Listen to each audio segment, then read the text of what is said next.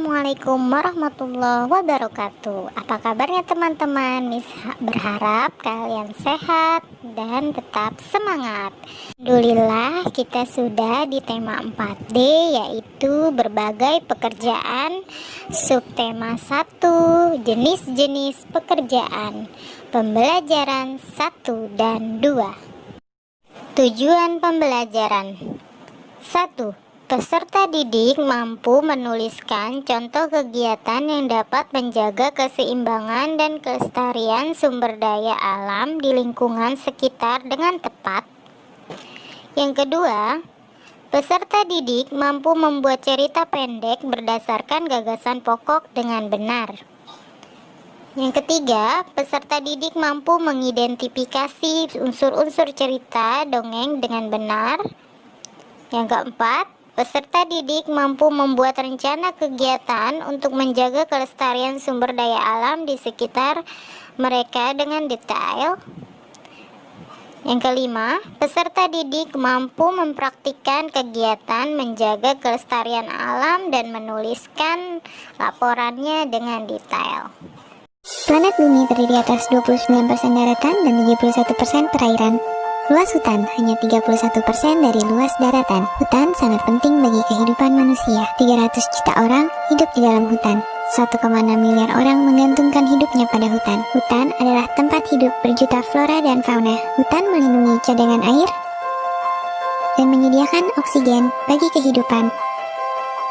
Tahukah kamu, lahan hutan seluas 50 lapangan sepak bola musnah setiap menit. Itu satu lapangan sepak bola setiap 1,2 detik. Beberapa penyebab rusaknya hutan antara lain alih fungsi hutan, pembalakan liar, dan kebakaran. Tahukah kamu, Pulau Sumatera kehilangan 85% hutannya? Apa saja dampak kerusakan hutan? Berkurangnya keanekaragaman hayati, meningkatnya emisi gas rumah kaca, bencana seperti tanah longsor, dan terganggunya siklus air. Apa yang bisa kita lakukan untuk mengurangi kerusakan hutan? Memilah dan mendaur ulang sampah sesuai dengan jenisnya. Mematikan peralatan elektronik ketika sedang tidak digunakan. Mengurangi pemakaian kantong plastik dan beralih ke kantong yang bisa digunakan kembali.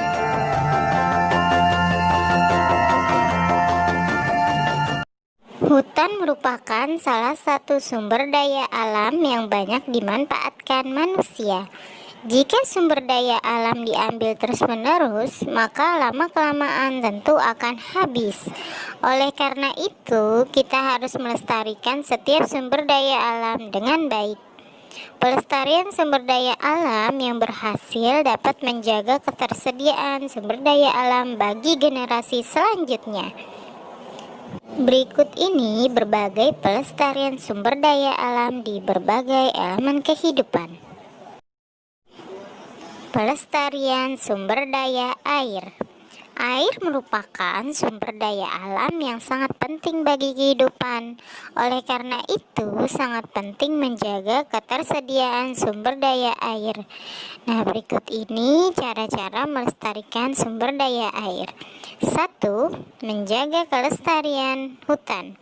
Hutan yang lebat merupakan tempat penyimpanan air yang sangat baik. Air hujan yang turun akan diikat oleh akar-akar pohon sehingga tidak langsung mengalir dalam tanah. Jika ditebangi pohon-pohon tersebut, maka air hujan tidak dapat terserap. Akibatnya lama-kelamaan kandungan air tanah akan mengering.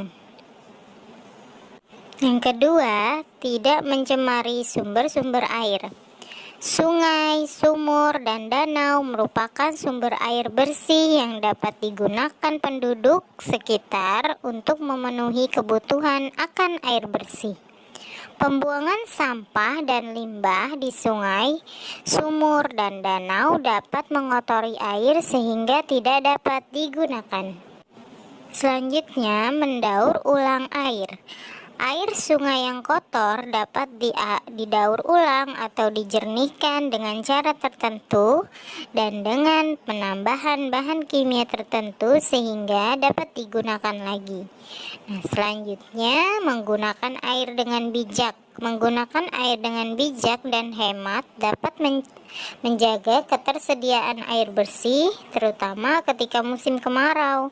Kita tidak kesulitan lagi mendapatkan air bersih ketika musim kemarau karena persediaan air tercukupi.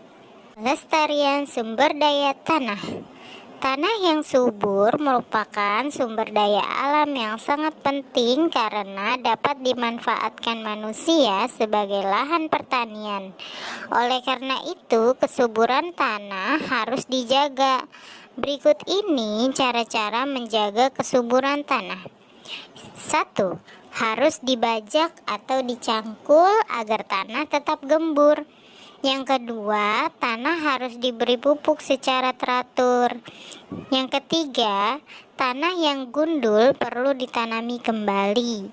Yang keempat, pada lahan miring dibuat terasering atau sengkedan untuk mencegah erosi. Yang kelima, melakukan penanaman dengan sistem tumpang sari, yaitu menanami lahan pertanian dengan berbagai tanaman dalam waktu bersamaan. Pelestarian sumber daya tumbuhan. Sumber daya tumbuhan merupakan sumber daya yang dapat diperbarui. Jika ketersediaan tumbuhan telah habis, maka dapat dilakukan penanaman kembali. Akan tetapi, ketersediaan tumbuhan tidak dapat diperbarui jika tumbuhan tersebut telah punah dari muka bumi. Nah, oleh karena itu, menjaga kelestarian jenis tumbuhan sangat penting bagi ketersediaan sumber daya tumbuhan. Berikut ini beberapa cara yang dapat kita lakukan untuk melestarikan tumbuhan. Yang pertama yaitu menjaga kelestarian hutan. Hutan merupakan tempat hidup berbagai jenis tumbuhan dan hewan. Kelestarian berbagai jenis tumbuhan dan hewan di hutan dapat terjaga jika kelestarian hutan terjaga. Nah, oleh karena itu harus dilakukan upaya pencegahan, penebangan, dan penggundulan hutan. Yang kedua yaitu membuat kawasan pelestarian tumbuhan. Nah, contohnya di sini adalah kawasan pelestarian tumbuhan, cagar alam, dan kebun raya. Cagar alam merupakan kawasan suaka alam yang keadaan alamnya mempunyai kekhasan tumbuhan, satwa, dan ekosistem yang perlu dilindungi dan perkembangannya berlangsung secara alami. Contohnya kawasan yang dijadikan cagar alam di Indonesia adalah cagar alam Pananjung Pangandaran di Jawa Barat. Kebun raya adalah kawasan pelestarian yang melindungi tumbuhan untuk keperluan pengembangan ilmu pengetahuan dan rekreasi. Contohnya kebun raya adalah Kebun Raya Bogor. Pelestarian sumber daya hewan. Sama halnya dengan sumber daya tumbuhan, sumber daya hewan juga dapat diperbarui dengan mengembangbiakan hewan tersebut. Nah, akan tetapi beberapa hewan sulit untuk dikembangbiakan sehingga perlu dilakukan pelestarian. Nah, berikut ini beberapa cara pelestarian sumber daya hewan. Di antaranya, 1. Membuat kawasan pelestarian hewan. Untuk menghindari kepunahan hewan langka di Indonesia didirikan beberapa taman nasional. Contohnya Taman Nasional Pulau Komodo di Nusa Tenggara Timur untuk melindungi hewan komodo. Selanjutnya Taman Nasional Ujung Kulon di Banten melindungi badak bercula 1. Taman Nasional Tanjung Puting di Kalimantan Tengah untuk melindungi orangutan. Nah, yang kedua yaitu tidak menangkap, memelihara, dan memperjualbelikan hewan yang dilindungi. Menjaga kelestarian hewan dapat dilakukan dengan cara tidak mengganggu hewan yang hidup di alam bebas, serta tidak menangkap, memelihara, dan memperjualbelikan hewan yang dilindungi. Hewan-hewan yang dilindungi merupakan hewan langka yang jumlahnya sangat sedikit di alam.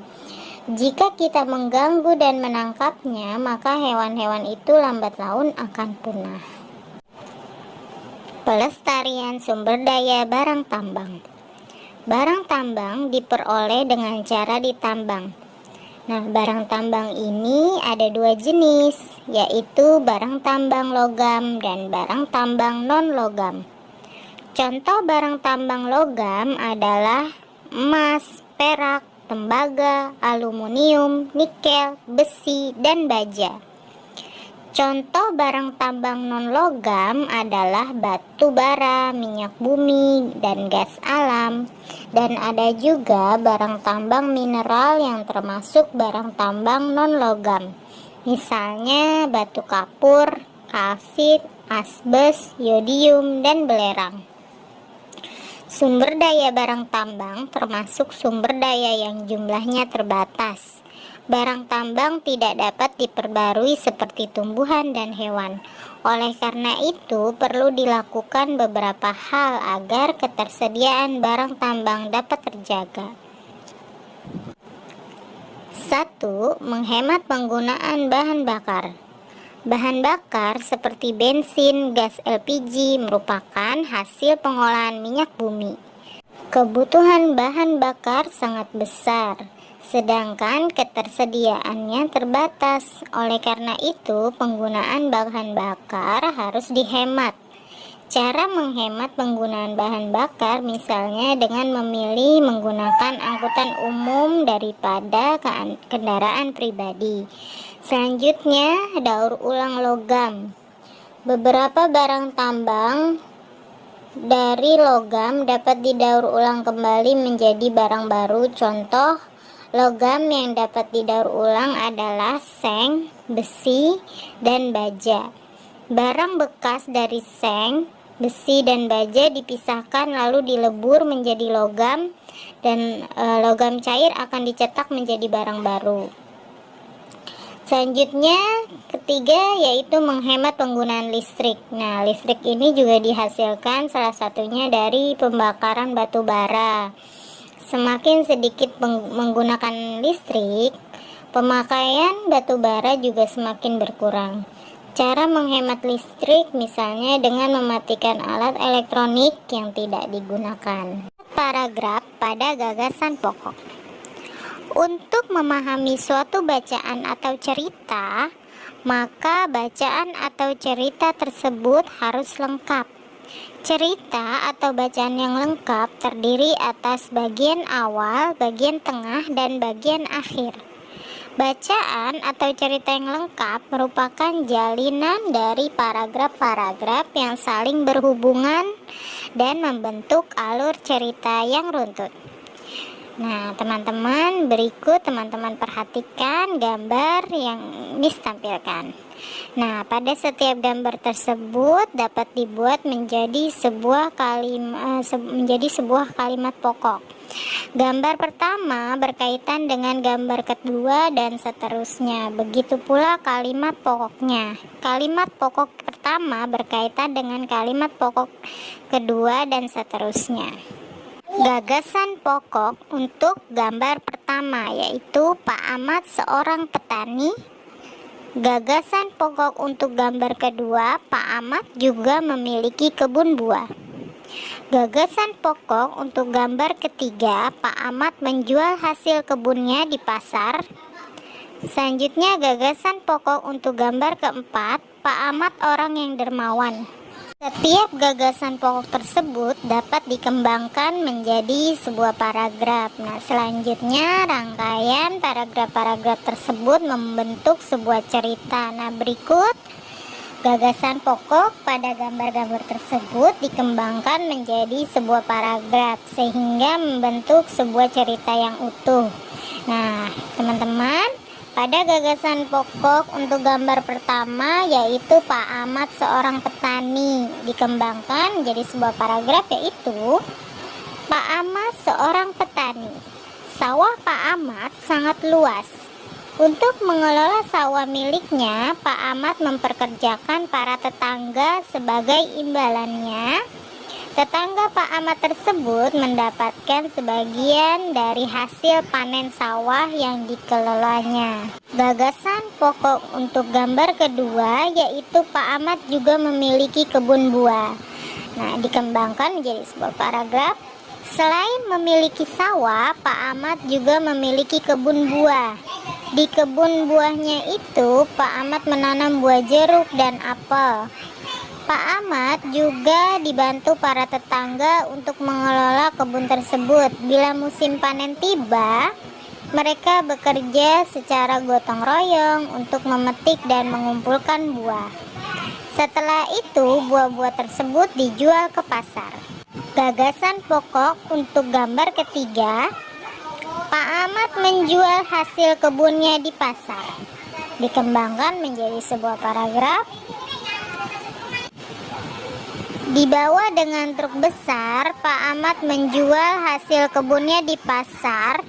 Hasil kebun Pak Ahmad yang sudah terkenal bagus, enak dan harganya yang terjangkau membuat para pedagang berlangganan dengan Pak Ahmad.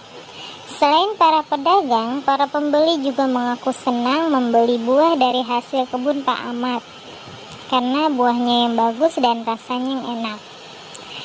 Dari sebagian penghasilan hasil kebunnya, Pak Ahmad juga menyumbangkannya ke panti asuhan. Gagasan pokok untuk gambar keempat, Pak Ahmad orang yang dermawan. Dikembangkan menjadi sebuah paragraf. Pak Ahmad juga dikenal sebagai orang yang dermawan. Sebagian keuntungan dari hasil pertaniannya selalu digunakan untuk kegiatan sosial. Misalnya, Pak Ahmad tak segan untuk memberikan bantuan bagi korban bencana atau anak-anak di panti asuhan. Itulah Pak Ahmad, seorang petani sukses dan juga memiliki sifat dermawan. Selain petani, banyak jenis pekerjaan lainnya, misalnya arsitek. Nah, tahukah teman-teman, arsitek itu adalah orang yang membuat desain atau merancang bangunan. Seandainya teman-teman adalah seorang arsitek, bangunan apa yang ingin teman-teman buat?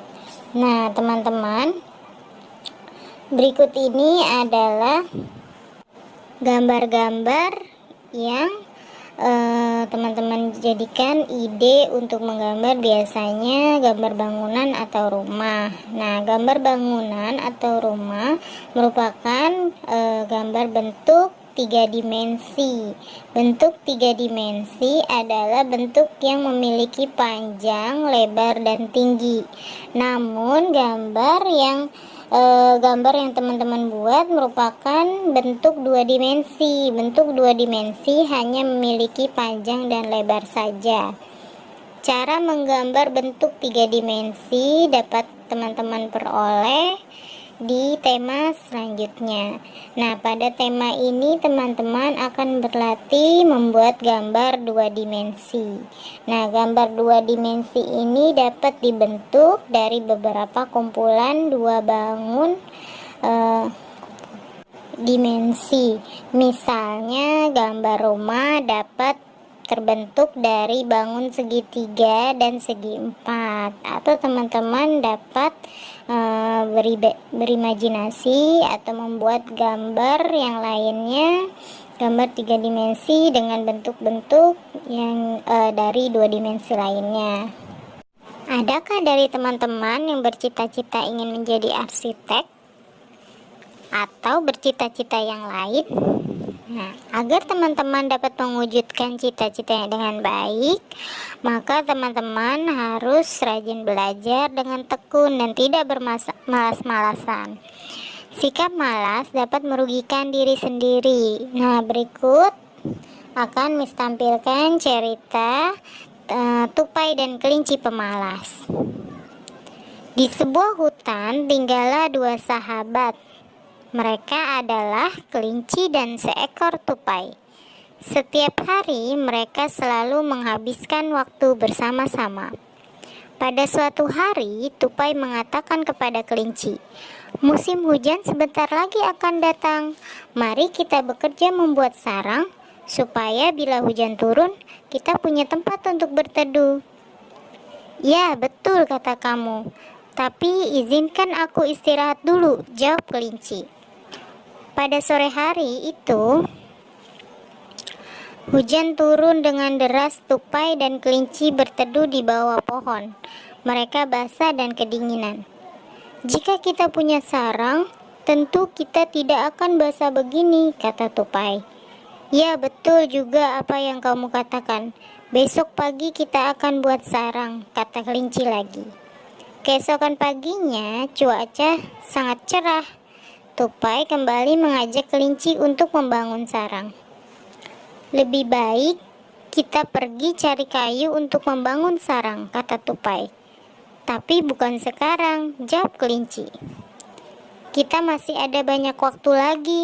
Aku lelah, ingin istirahat dan bersantai," jawab kelinci sambil bermalas-malasan. Mendengar jawaban kelinci, Tupai hanya bisa menggeleng-gelengkan kepala melihat sikap sahabatnya itu. Pada sore hari itu, hujan turun lagi. Tupai dan kelinci basah kuyup. Karena tidak ada tempat berteduh, alangkah baiknya jika kita ada sarang, kata Tupai. "Besok kita harus buat sarang. Aku tidak ingin terus basah seperti ini." Kelinci yang pemalas itu tidak menghiraukan keluhan sahabatnya. "Kita tunggu besok sajalah," kata kelinci. Tupai kesal dengan sikap kelinci yang selalu menunda-nunda karena malas. Akhirnya Tupai memutuskan untuk membuat sarang sendiri tanpa mengajak kelinci. Setiap hari hujan turun dengan deras. Tupai kini dapat berteduh di sarangnya. Sedangkan kelinci setiap hari harus kedinginan karena tidak punya tempat untuk berteduh. Suatu hari, kelinci terlihat lemas. Tupai khawatir dengan kondisi temannya itu. Rupanya kelinci sedang demam karena setiap hari kehujanan. Tupai membawa kelinci ke sarangnya untuk dirawat. Kelinci menyesal selalu menunda-nunda ajakan Tupai untuk membuat sarang.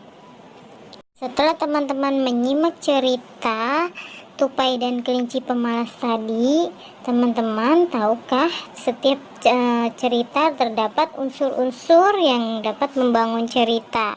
Nah, unsur-unsur tersebut yaitu ada tema, alur, latar, tokoh, dan amanat. Apa itu tema? Tema adalah gagasan utama atau dasar cerita. Contoh tema misalnya persahabatan, kasih sayang, dan budi pekerti.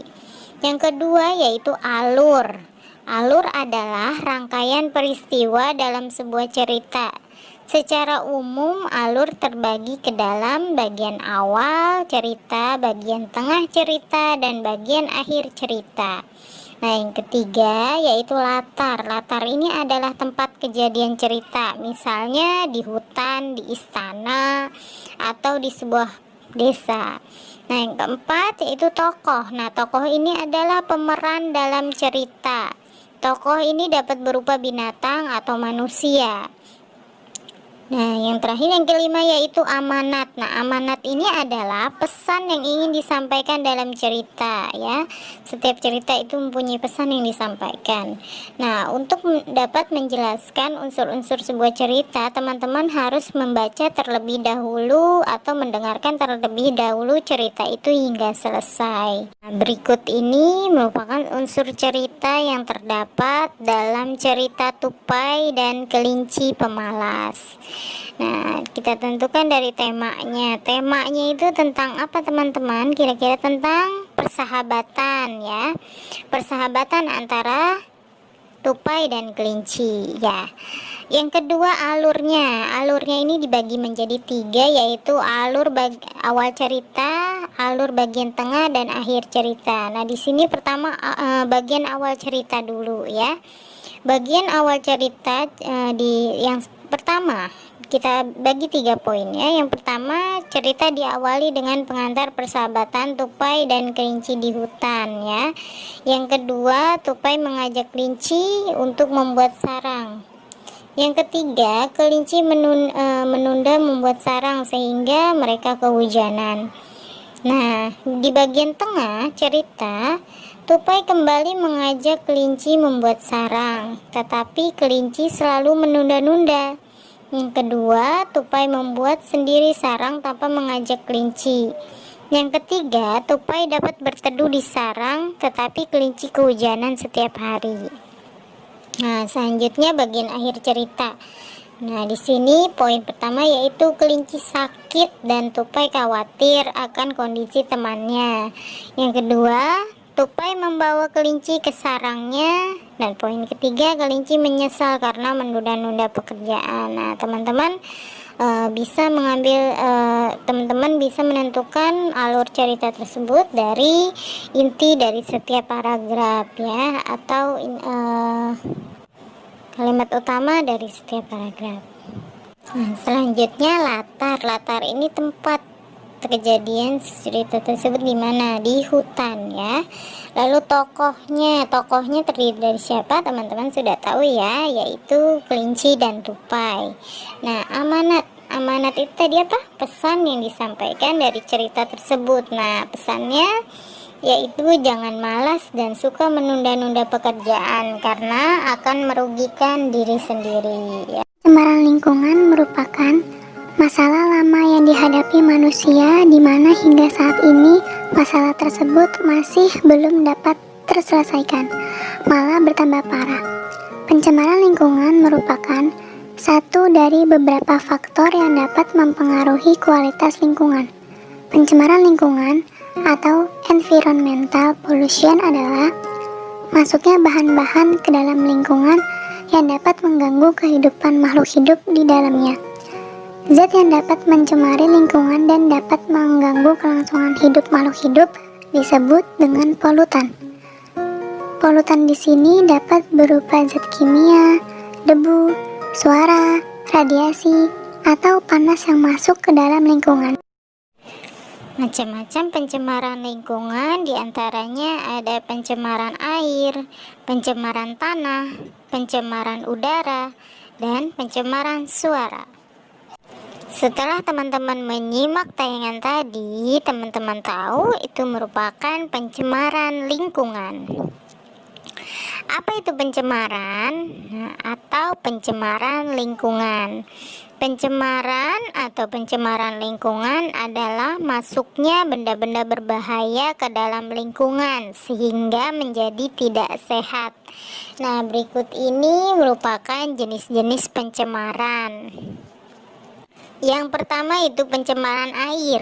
Nah, pencemaran air ini ada banyak penyebabnya. Beberapa penyebab pencemaran air adalah yang pertama yaitu limbah pabrik yang langsung dibuang ke sungai atau ke laut. Yang kedua, limbah rumah tangga seperti minyak, sabun, atau deterjen. Yang ketiga itu sampah. Yang keempat, tumpahan minyak dari kapal tangki minyak di lautan. Yang kelima, pupuk atau pestisida yang digunakan dalam pertanian. Yang keenam, berkembang biaknya kuman yang berbahaya bagi kesehatan di dalam air. Nah, selanjutnya keadaan alam yang tidak menentu sehingga menyebabkan banyak kematian hewan air yang akan tercemar dengan bau busuk. Nah, air yang tercemar dapat merugikan kesehatan manusia. Nah, air yang tercemar juga membahayakan kehidupan hewan dan tumbuhan yang hidup di dalamnya. Pencemaran air yang disebabkan oleh sampah juga dapat menghambat aliran sungai sehingga menyebabkan banjir ketika hujan tiba. Pencemaran tanah. Tanah tempat kita berpijak juga mengalami pencemaran. Akibat pencemaran tanah tidak lagi baik untuk ditinggali. Nah, di sini penyebab pencemaran tanah antara lain limbah pabrik yang dibuang ke tanah, lalu sampah yang tidak bisa diuraikan seperti sampah plastik dan karet. limbah rumah tangga, misalnya deterjen. Selanjutnya, pupuk atau pestisida yang digunakan berlebihan dalam pertanian. Nah, tanah yang tercemar menjadi tidak subur, dan pupuk dan pestisida yang terkumpul di dalam tanah juga berbahaya bagi manusia dan hewan. Pencemaran udara. Nah, pencemaran udara di sini teman-teman bisa lihat ya, penyebabnya diantaranya yang pertama yaitu asap pembakaran yang berasal dari pembakaran sampah, kendaraan bermotor, pabrik, dan rokok. Asap pembakaran mengandung gas-gas seperti karbon monoksida dan karbon dioksida. Karbon monoksida sangat berbahaya karena dapat menyebabkan kematian. Karbon monoksida membuat darah dalam tubuh kita menjadi teracuni. Nah, selanjutnya karbon dioksida merupakan salah satu gas penyebab efek rumah kaca. Nah, efek rumah kaca ini apa? Efek rumah kaca adalah proses pemanasan dari permukaan suatu benda, langit, atau angkasa yang disebabkan komposisi dan keadaan atmosfernya. Efek rumah kaca menyebabkan fenomena pemanasan global yang disebabkan meningkatnya suhu di bumi. Yang kedua yaitu penyebabnya yaitu debu. Debu adalah serbuk halus yang terbentuk dari pelapukan batuan. Nah, debu yang terbawa angin sehingga bercampur dengan udara dan mencemari udara. Jika terhirup maka dapat mengganggu saluran pernapasan kita. Debu dapat dihasilkan dari jalan raya dan letusan gunung berapi. Selanjutnya pencemaran suara. Nah, di sini pencemaran suara dapat menyebabkan lingkungan menjadi tidak sehat juga. Tingkat kebisingan yang tinggi menyebabkan pencemaran suara yang memekakkan telinga ya, atau membuat kebisingan. Pencemaran suara dapat dihasilkan oleh mesin-mesin pabrik, konser musik, kendaraan bermotor, atau suara pesawat terbang ketika mendarat. Nah, untuk menjaga kesehatan telinga, orang-orang yang bekerja di landasan pacu bandara biasanya menggunakan tutup telinga. Terima kasih atas pertemuan kali ini. Mudah-mudahan bermanfaat. Semangat belajar, sehat selalu, dan selalu tersenyum. Wassalamualaikum warahmatullahi wabarakatuh.